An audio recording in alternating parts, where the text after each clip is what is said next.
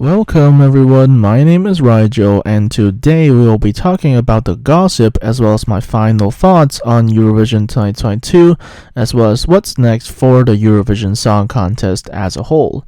Now, of course, you can check out the previous parts if you haven't already done so, but it's absolutely not necessary to do that. If you want to just watch this on its own, it's absolutely fine.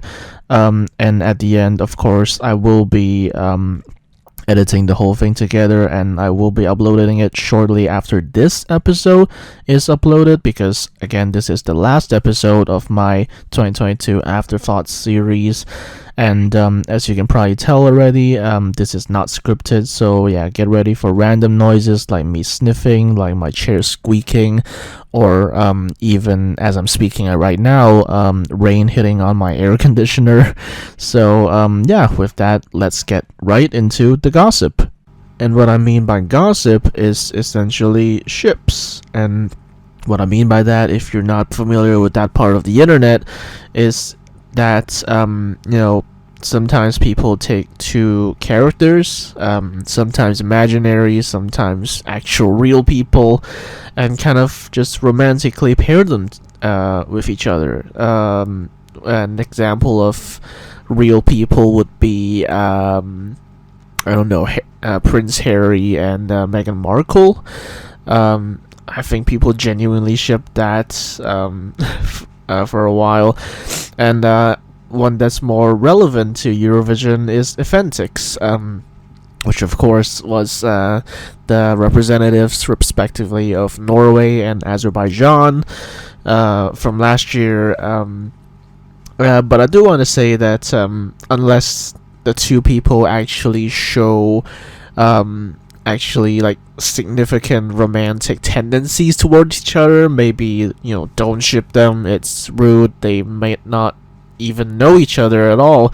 There was this video going around of Cornelia talking to Chanel in their hotel lobby, and then people just randomly started shipping them for no reason, and I found that to be kind of weird.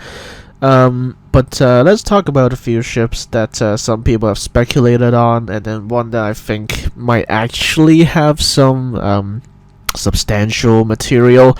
And our first one is S10X Stefan. So this came about because during the Amsterdam pre-party, also known as Eurovision in concert, Stefan actually said to one of the journalists at songfestival.nl, I think, who said, and he said to the journalist that apparently after he won Estilao, which is the Estonian selection, he of course got a lot of congratulatory messages on Instagram, but he noticed a verified account sending him congratulations as well, and that account was S10, who said she loved his song and can't wait to see him in Turin.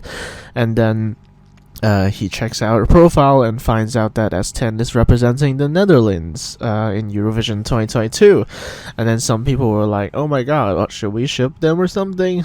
Some people even came up with a ship name called S10 Fawn.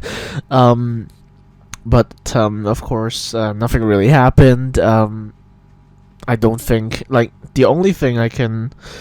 Well, it's not really it. It's the only real interaction I've seen is during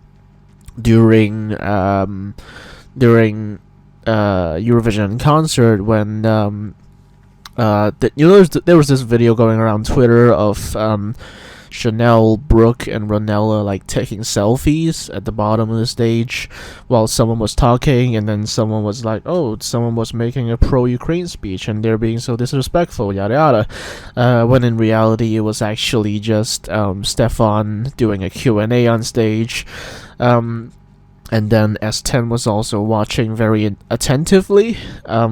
But beyond that, there really isn't much. I'm not even sure they actually talked in Turin or even Amsterdam. Who knows?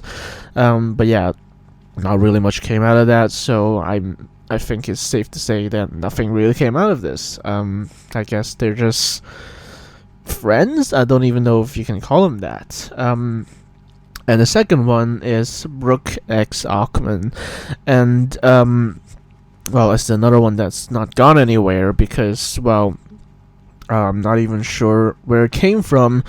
The only indication of quote unquote romance was I think it was Brooke doing an Instagram live stream, and then Sheldon Riley came in and commented, "What do you think of Ackman?" or something like that. I don't know if she responded. I didn't follow this very closely, but the only real interaction I remember them having was another Instagram live stream where they were both on the live stream this time. Brooke and Ackman, not Sheldon Riley.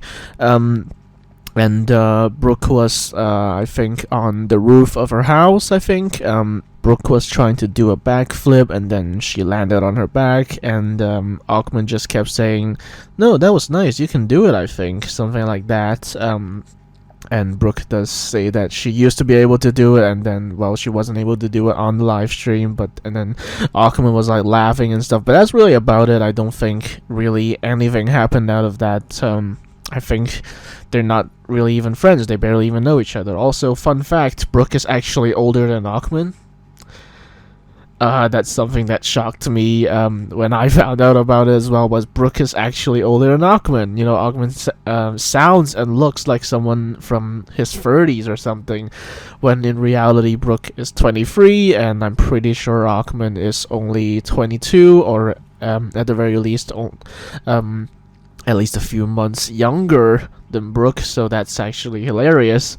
But again, it's safe to say that nothing really came out of this.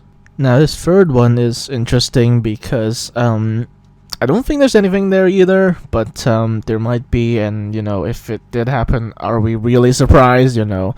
I mean, since when has Cornelia ever given a straight vibe, right? But this is Cornelia X Issa, and if you don't know who Issa is, basically she's one of the co-songwriters of Hold Me Closer. The other one being David Zanden, who Cornelia says is her current boyfriend. But also during the show, Cornelia did a live stream, I believe, on TikTok, and someone caught this shot where I suspect Cornelia was probably a little drunk, and then basically asked for kisses from Issa, and well, she obliged. While on the side, David was just kind of vibing to the song that was being played, being performed. I don't know what song it was because the video was actually muted. But yeah, there was this on the live stream, and again, are we really surprised if it does happen? But again, she's Cornelia is technically taken, and she has said in interviews that she's known Issa for I think 16 years now. So I wouldn't be surprised if this is just something that they kind of just do spontaneously. So yeah, no one really knows what's up with that. But yeah, there is this joke that someone made with the clip of Cornelia and Chanel talking to each other, and someone wrote the caption "Dos tipos de lesbiana," which means the two types of lesbian. And with Cornelia, well, again, do you really think she's straight? Come on. And with Chanel, well, this transitions very nicely into the next slide, because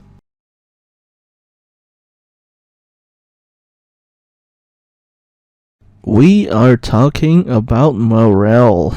Now, Morel is basically Chanel x Maria, and if you don't know who Maria is, basically she's one of Chanel's dancers during the performance of Slow Mo, as highlighted on the left there. Now, this thing kind of started when people were noticing Chanel and Maria were getting pretty close. But no one really thought anything of it, and just girls being girls and all that. Until on the day of the grand final, right after Eurovision ended, RTVE was kind of broadcasting this live footage of the backstage at Eurovision when Chanel and her team were just kind of dealing with the fact that they got the best result for Spain since 1995 or whatever. And then this happened, that one with the purple background right there. It's still up. A lot of people have seen it now, obviously, because it's on live TV and all that, and people also save the clip in multiple places. So and then people started making a ship name for it. There are fanfics out there of this. People are still writing them, as far as I'm concerned. But yeah, there's a lot of these random snippets of them being particularly close, and then someone reminded everyone that Chanel actually has a boyfriend, and in the next slide I'm going to talk about who this boyfriend is. But in April, I think Chanel actually talked about actually having a boyfriend, that he would also go and watch Chanel in Turin, but no one's gonna recognize him. And then as you will be able to find out in the next slide, people found out the identity of this boyfriend, and just in case you're interested, there's some stuff that I haven't shown here. For example, when Chanel and her dancers were on this kind of talk show called La Noche D, and then someone just straight up asked Chanel, "Are you dating one of your dancers?" And then she just kind of walked off the set. Either way, she didn't really answer the question one way or the other, nor did Maria.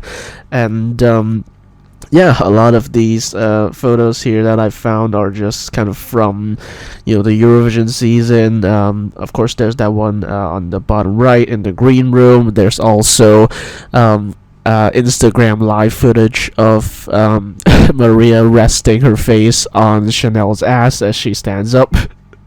There's just a lot of footage of the two being unusually close, if I'm being honest,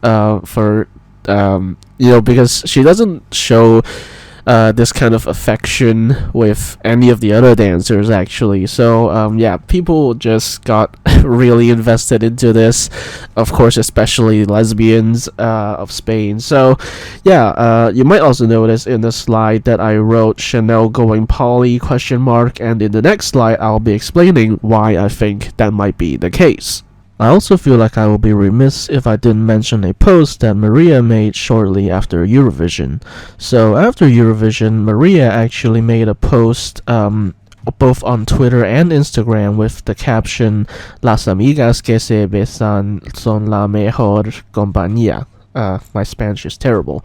But basically it translates to "friends that kiss are the best company," something like that. And then some people immediately just kind of called the ship off.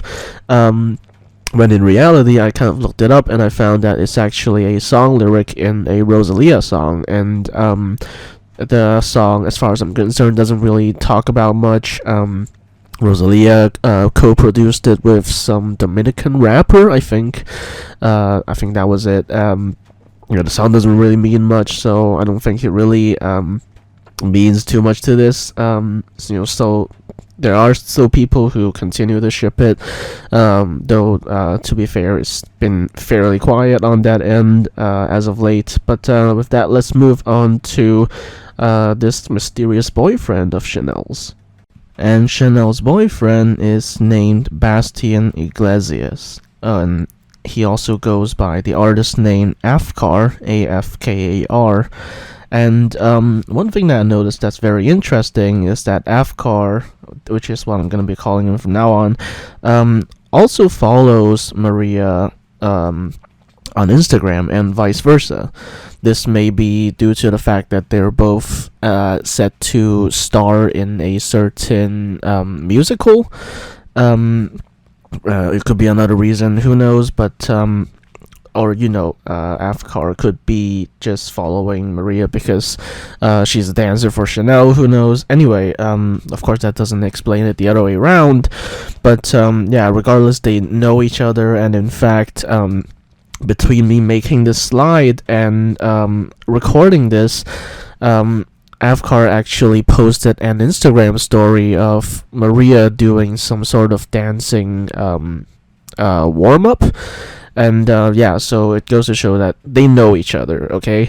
But yeah, there's also this thing that I found from an interview where she was asked on whether on what she thought about polyamorous relationships, and she said, well, I'm not going to read it all out, but we'll say she said what she has experienced so far have been monogamous relationships, and who knows if that's going to change or not. But I will say again, with all this, it means that Chanel, Maria, and Afkar are all following each other, so make of that what you will.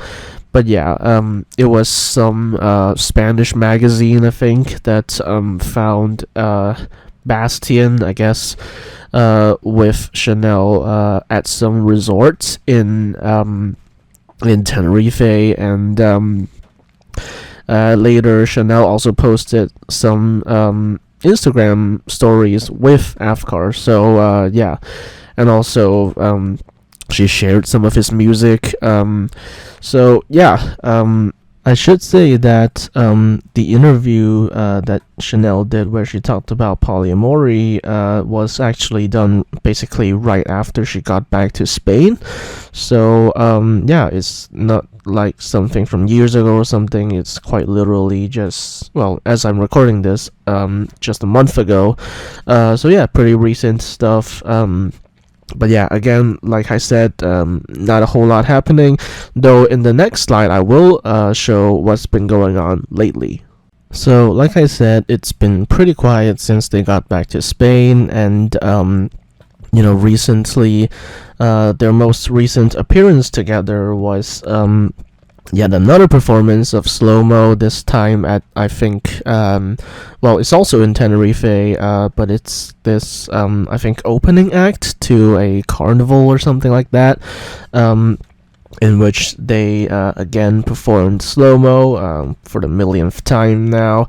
And then they took this selfie right in the middle, and as you can see, Chanel and Maria are standing next to each other again, and also there's this thing that I found online, where Chanel, I think, was talking to Kyle Hanagami, her choreographer, because she doesn't usually write in English, but Kyle doesn't speak Spanish, so yeah. And obviously genius is an English word, so there. And then Afkar, you can see here, responded with Ma Queen and a yellow heart emoji. Now, why is that important? Now, there's this thing that I looked up on the internet. I just Googled it. Kind of what the yellow heart emoji means.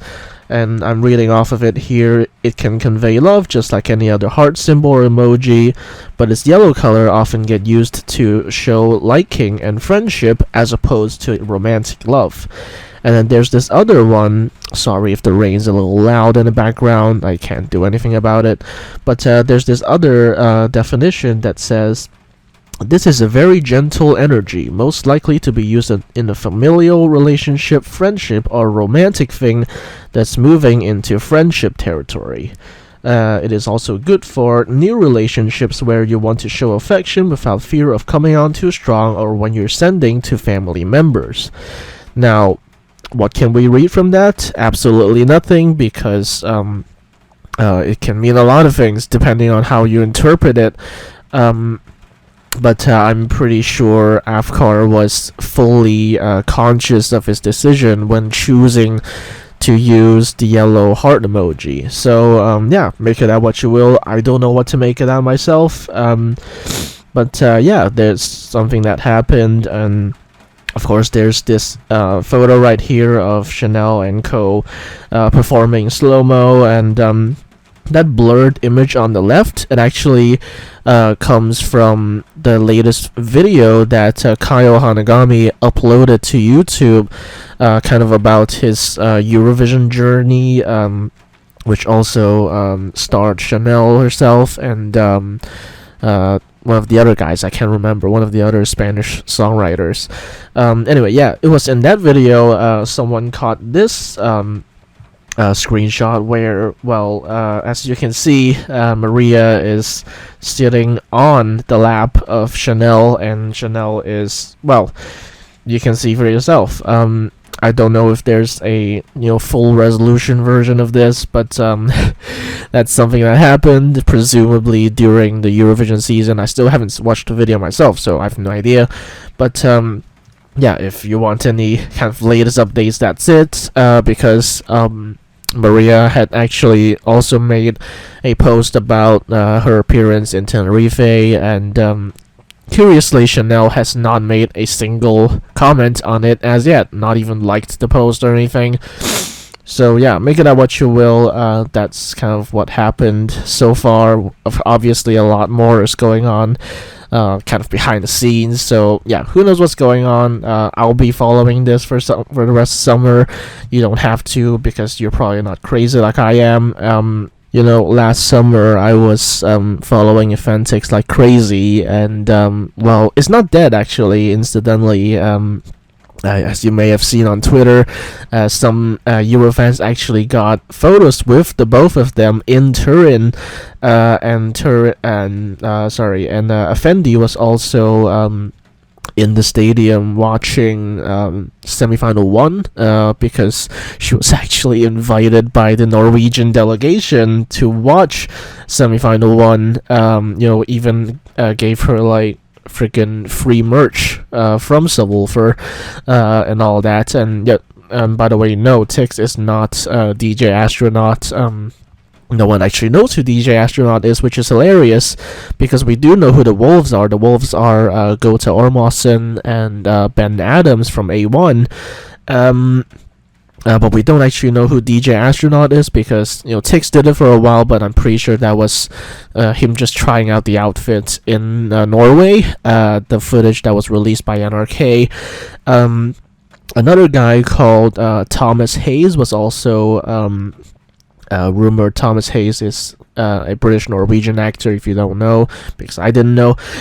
Anyway, yeah, he also posted Instagram stories with the DJ Astronaut outfit, but he was also seen in turn watching the show, the grand final, where Norway was performing. So it's not him either, so no one really knows who DJ Astronaut is.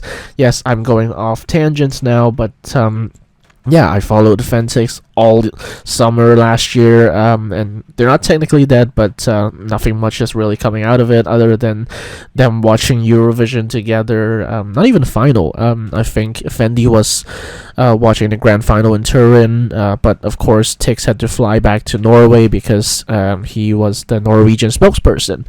So yeah, last summer I followed Fentix, and then I guess this summer I'm following, well, this, or whatever comes out of it. Wouldn't it be funny though if Chanel goes to Eurovision, sings possibly the straightest song known to humanity, and then comes home and starts dating a woman?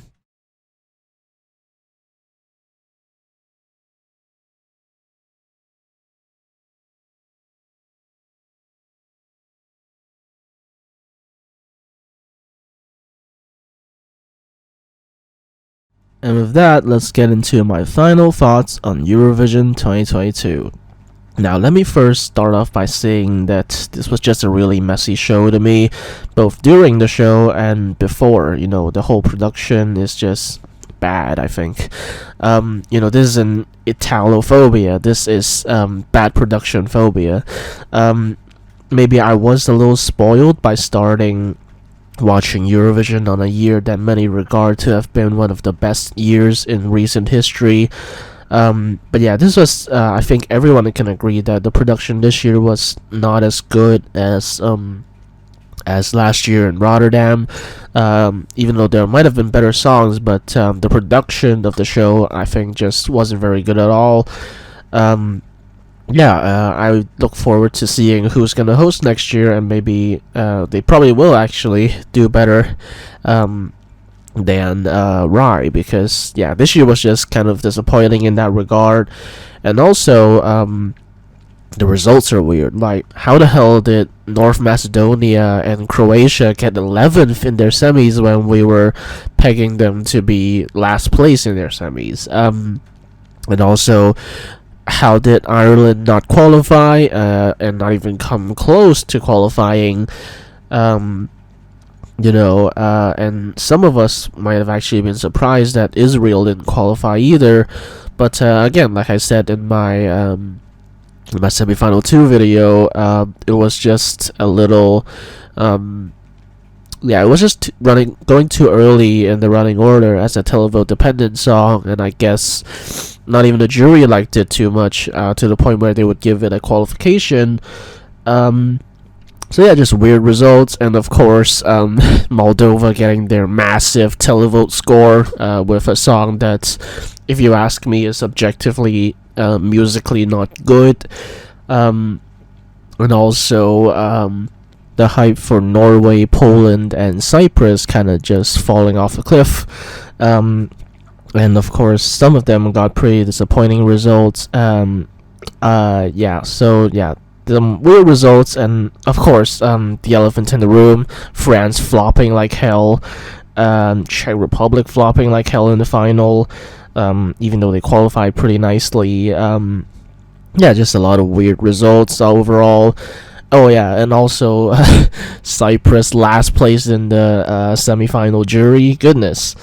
And also today I saw a graphic, again from Eurovision Aero, which showed the rankings of each country for Albania in the first semi-final, and it was revealed that actually a lot of countries, both in the televote and jury, actually had Albania as their last place. Jesus Christ. And then meanwhile, Greece is like 12 points. I don't know what's up with that, if you ask me. Just a lot of really weird results, but I suppose that's just kind of how Eurovision is sometimes, a really dramatic a pop ballad from Greece placing lower than this funky, folky tune from Moldova. I guess that's just kind of how Eurovision is sometimes. And of course we can't leave this without talking about the jury cheating situation. Some countries are getting really angry about that. Cough cough Romania. And some of the other ones are rather quiet about it. Cough cough Poland. Maybe because they kind of want to try and host next year. Who knows? It's you can't really go without saying it. But some people have noted the huge difference between Martin Osterdahl and Jan Olesund in how they deal with these kinds of cheating stuff. For example, I think to this day we still don't have the split results of 2013 because people suspected that Azerbaijan might have been buying votes or something like that. We still don't have the results, the split results of 2013. Well, this year Martin Osterdahl was very smart to only announce that there were cheating juries in the second semi during the grand final. Of course, it wasn't actually, technical difficulties causing some countries to not be able to announce their points. It was them potentially still trying to announce their cheating points. So Martin Osterdahl was like, no, I'm going to announce it myself. So kudos to him on that. I think in this regard, he's done a lot better than his predecessor, which had done essentially nothing about Azerbaijan being during multiple times now, slightly suspicious with their juries, and with other countries' juries as well. So yeah, again, good job to Martin Osterdahl on that regard. He's definitely doing better than Jan Olasan. And yeah, I can't wait to see what happens next with the next edition of the contest that he's overseeing. And finally, Cornelia, absolutely love her. New favorite artist now. Right now, I think she's doing a tour in Sweden and in some parts of Finland. She's also going to Tenerife. This is like the third time I've mentioned Tenerife in this video now. I think she's going to there for some sort of Pride event later in the month. In fact, I think in a few days, as I'm recording this, she might already have appeared there as you're watching this video. But yeah, Cornelia is doing all sorts of stuff. She's touring and she's trying to get new music out. During Melfest final week, she released a new song named Fine, and I've been listening to that a lot. She's also got some other songs that she wants to release. For example, one called Daylight, I think, which she says is actually Hold Me Closer from the Other Perspective, which is very interesting. And I think she's also got some Swedish language songs lined up as well. I'm not sure, but she does say that in the future she does want to quote unquote do this again, this being Eurovision. But usually Melfest isn't very kind with returnees.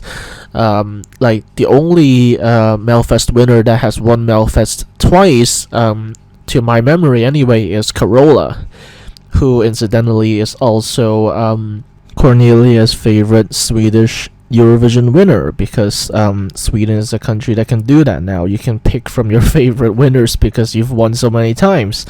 I do remember during the London pre-party, Cornelia sang a little bit of Heroes.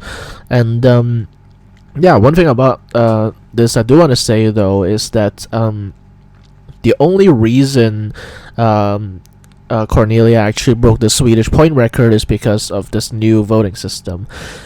Because if you use the old system and apply it to say 2012 or 2015, both Mons and Loreen will have gotten more than 600 points. So yeah, Cornelia only got 400 something points. So yeah, she technically broke the record, but also technically didn't, you know. But yeah, back to Carola though.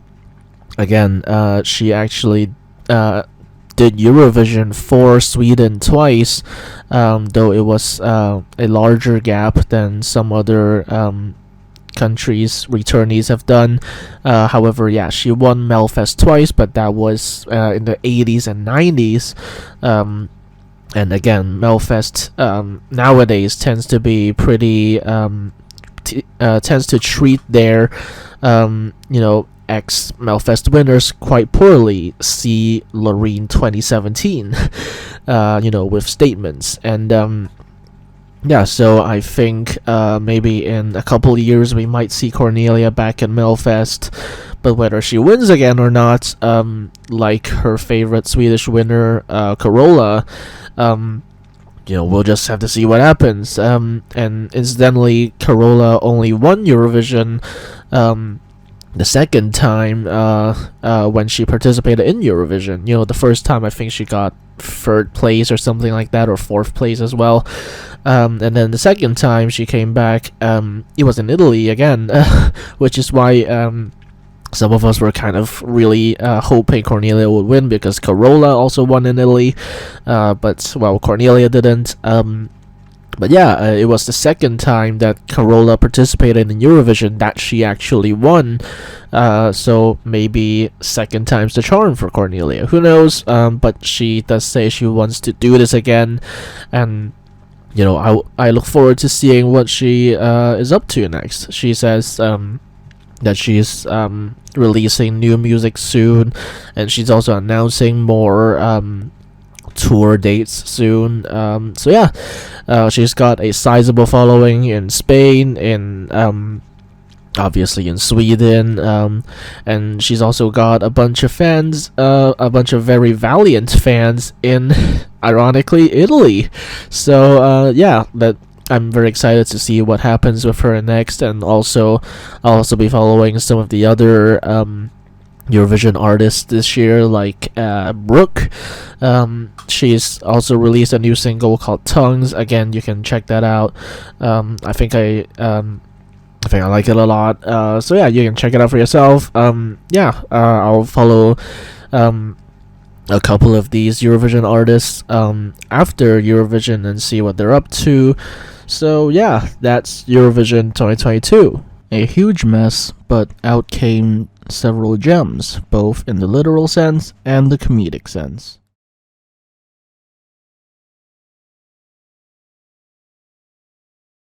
And for kind of posterity purposes, here is my post-show top 40. Now, I actually made this a while ago, and not gonna lie, I already kind of want to change it. But yeah, it shows my personal musical preferences combined with how well I thought they were executed in the Turin stage. And you can see that you can see that Ireland is really high up there, because I really did think Brooke deserved to qualify. I think she was better than several finalists, if you ask me, like Belgium, Azerbaijan, and no offense, but Iceland. Yeah, some of these really kind of disappointed me. As you can see, Cyprus I've moved all the way down to 25, and I think it was like 13th in my top of 4. The show was just really disappointing there, and as was Austria actually. If you're surprised by Serbia being that low, don't be, because it's actually higher than my previous position. Yeah, some of these just I didn't like at all. So yeah, I raised some other countries, moved down some countries, and in hindsight, I think France probably shouldn't be that high. I still like the song a lot, but yeah, after seeing that live performance, I did kind of realize that their vocals weren't really up to par per se. So yeah, I don't know if I would still put it that high, but yeah, so here's my kind of post-show top 40, at least made like right after a show. I might change it now still, but I already posted it in my thread, so I can't really change it. So I guess that's it. That's Eurovision 2022 in my top 40. Let me know what you think of it. And again, I made this kind of right after the show, which is why Albania is still that high. In retrospect, I think I would put it a little lower than that. I don't know where exactly, but yeah, this is probably not in my personal top 10 anymore, which goes to show how our personal taste changes all the time, and you can't really just lock it in, because your mood changes, your feeling towards the performance changes. So yeah, again, here's my top 40. And as much as I want to change it, I think I'll just keep it as is to kind of just show my immediately post-ESC mood. Yeah, I might re-rank it in the future, but for now, this is my top 40, and it's not changing. So finally, what's next? Well, of course, we're gonna look to Eurovision 2023. Now, on the article written on the Eurovision website, it has this paragraph that I'm just gonna read out here. Traditionally, the winning country hosts the following contest, but this isn't always possible, as it was the case for the winning broadcasters in 1956, 1959, 1962, 1971, 1973, and 1979. And there are no hard and fast rules dictating who should host in these circumstances. Now, I saw a Twitter thread today that just basically kind of recounted all of these aforementioned circumstances in which the winning country was not able to host. And spoiler alert, in a lot of these cases, the UK was given the hosting instead, even though in some circumstances they may not have even come second place. Sometimes they have, so it makes sense. For example, I think one time Monaco won, and obviously Monaco doesn't have the space to host, so they hosted it next year in Edinburgh. I don't remember which year it was, but yeah, it was hosted in Edinburgh, and this year it looks very likely that the UK will be hosting Eurovision 2023. Well, not this year, next year, but you get it. We're technically in 2023 season now, but whatever. And why do I say that? Because people have looked at the schedule of the OVO Arena, or OVO Arena. I have no idea how you pronounce it. It's probably OVO, but whatever. The OVO Arena in Glasgow, Scotland, which was actually used as the Eurovision Arena in the Eurovision movie. And actually, someone looked at the schedule, right? And interestingly, in May and I think April 2023, they had either rescheduled everything or just straight up cancelled some shows, leading some to speculate that they might be getting Glasgow ready to host Eurovision 2023. So who knows if that's gonna happen. I have heard that Lee Smithhurst, who is the head of delegation for the BBC, is already having meetings about Eurovision 2023. So might he be talking about hosting Eurovision 2023 in Glasgow? Who knows? But yeah, I will say though, it's kind of funny because if you haven't followed Scottish politics lately, I don't blame you. But in case you didn't know, next year the Scottish National Party, which is the ruling party in Scotland, is actually planning to hold an independence referendum, and independence for Scotland out of the United Kingdom. But no one knows exactly when the referendum will take place yet. I've actually heard some big news will be announced this week or next week. So maybe I'll add that in editing. But imagine the irony if Eurovision 2023 is hosted in Glasgow, and then a couple months later people decide that they're gonna vote to leave the United Kingdom. That would be hilarious if you ask me. But yeah, who knows what's gonna happen there. And perhaps even just for that reason alone, they might not choose Glasgow and instead maybe, Manchester. I don't think they're gonna host it in London for two reasons. One, London is very crowded and very congested, and second, last year the BBC made a really huge deal of part of their production team moving up to Salford in Greater Manchester. So yeah, I think if it's hosted in the UK but not in Glasgow, I think it's probably going to be Manchester. And I've also listed here a bunch of cities that could host Eurovision in case the UK doesn't do it, or at least in case Glasgow doesn't do it. Obviously they could do Kyiv or Lviv, but in that case expect a lot of countries to withdraw because safety concerns. Again, Manchester could do it, Stockholm could do it. The mayor of Stockholm, I think, or one of the people in the economic department of Stockholm, said that they would be up to host Eurovision 2023. It might even be Valencia, Barcelona, though today the president of RTVE did say that it's probably going to be with the BBC. It could even go to Utrecht, Maastricht. These were candidate cities for Eurovision 2020 actually, but of course they lost out to Rotterdam.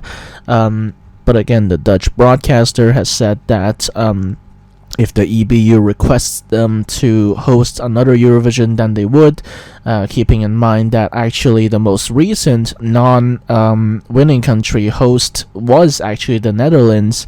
Again, like I said in the statistics part, Israel won in 1979, and then they suddenly have to withdraw for 1980, so that was hosted in the Netherlands. It could even go right back to Turin. The mayor of Turin said they would be willing to do another Eurovision if the EBU requests them to, but I don't think anyone's going to request them to anytime in the near future. But yeah, a lot of candidate cities. But if you ask me, I'd say get ready to renew your passport if you're in Europe, because we're probably heading to Manchester or Glasgow. Yeah, I think it's one of those two cities if you ask me. And also, of course, we have Junior Eurovision after Adult Eurovision ended this year. Of course, it's going to be held in Yerevan, in exactly the same place as Junior Eurovision 2011, actually. And this edition is going to be a special one because it's going to be the 20th Junior Eurovision Song Contest. And I've heard that the EBU are trying to get more countries on board. I think the UK is pretty much confirmed returning at this point. I mean, they did well in Adult Eurovision, and they'd actually been talking to the EBU about returning to Junior Eurovision even before Junior Eurovision 2021 happened. So yeah, I think the UK is pretty much confirmed. We could also see Iceland, because Iceland sent a delegation to Paris last year, and their delayed broadcast actually had like 96% view share, which is insane.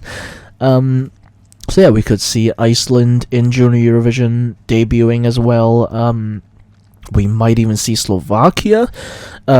Recently, we heard news that the Slovak broadcaster is actually having an election for their new director general, and the current one obviously is very anti-Eurovision.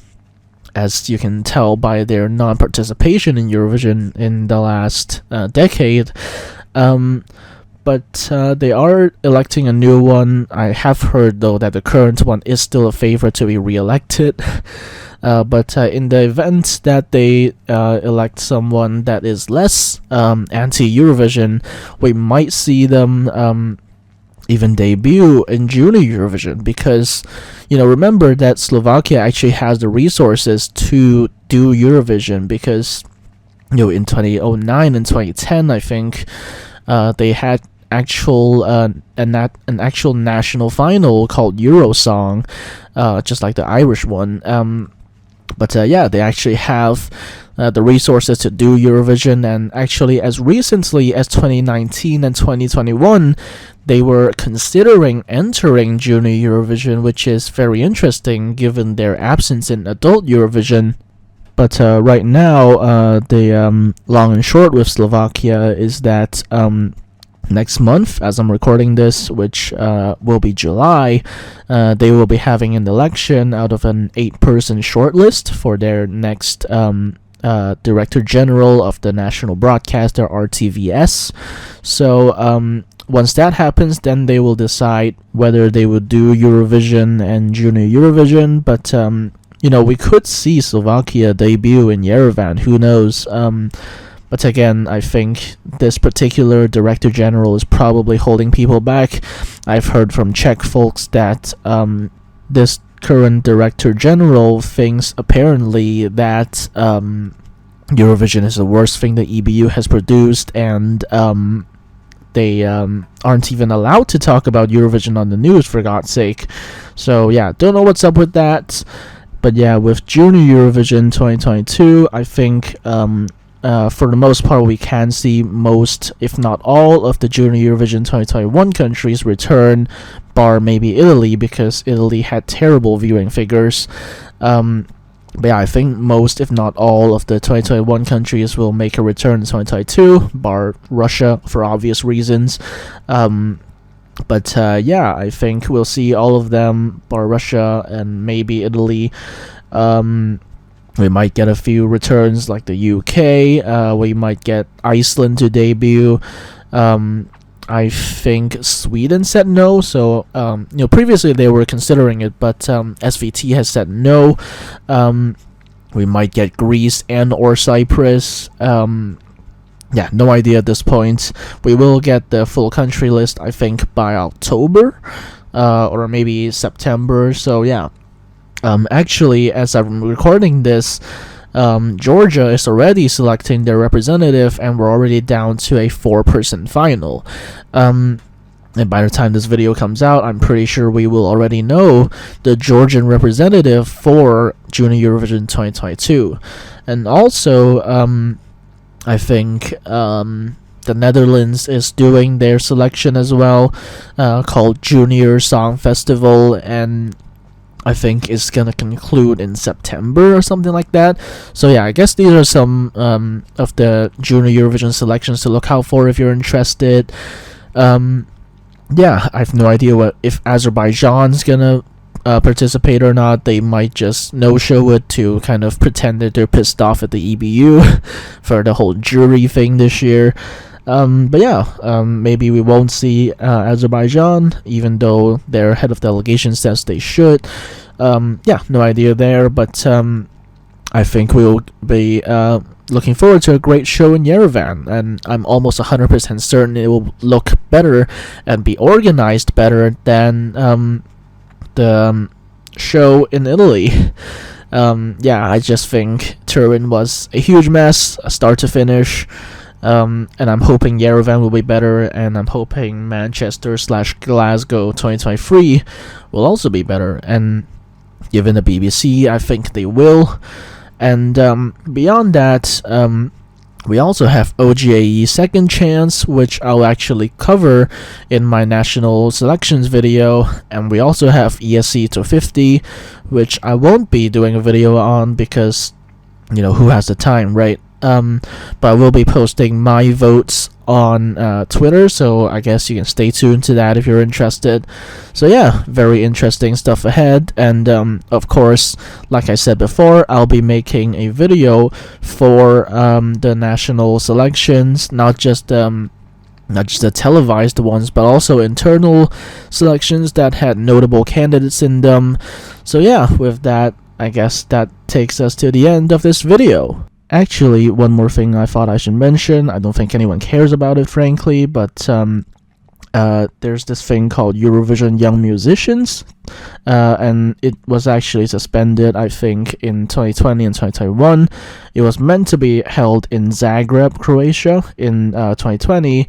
It was just cancelled in 2021, and this year it's coming back, but it's actually being hosted in Montpellier in France. There will be 9 countries, up from a previous 8, when the previous host country suddenly decided that they wouldn't withdraw anymore. And yeah, the countries are, let me read off of this: Germany, Austria, Belgium, Croatia, France, Norway, Poland, Czech Republic, and Sweden. Now, yeah, this is something that's happening, I think, in July, and if you're interested in this event, you could absolutely follow it, but I don't think most people actually care. And obviously, I will be making videos, or maybe just a video, about Junior Eurovision 2022. Mostly, of course, I'll just be tweeting, but yeah, that's my preview of what's coming up next.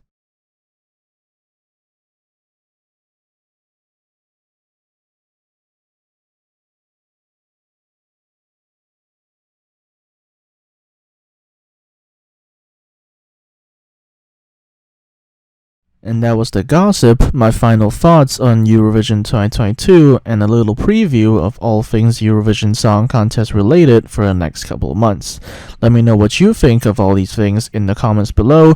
Like this video if you enjoyed my commentary. Be sure to subscribe because I'll be uploading a national finals / 2023 wishlist / OGAE Second Chance video, and I'll also be doing a predictions reviewing video soon. I'm planning on doing that. Again, of course, you can check out the previous parts of this afterthoughts series that I filmed. Hope you enjoyed. Again, the whole thing will also be edited together shortly after this is uploaded, and I'll also upload that as well in one go. It's probably gonna be like 5 or 6 hours of footage. If you want to watch that, I'll be uploading that soon after this.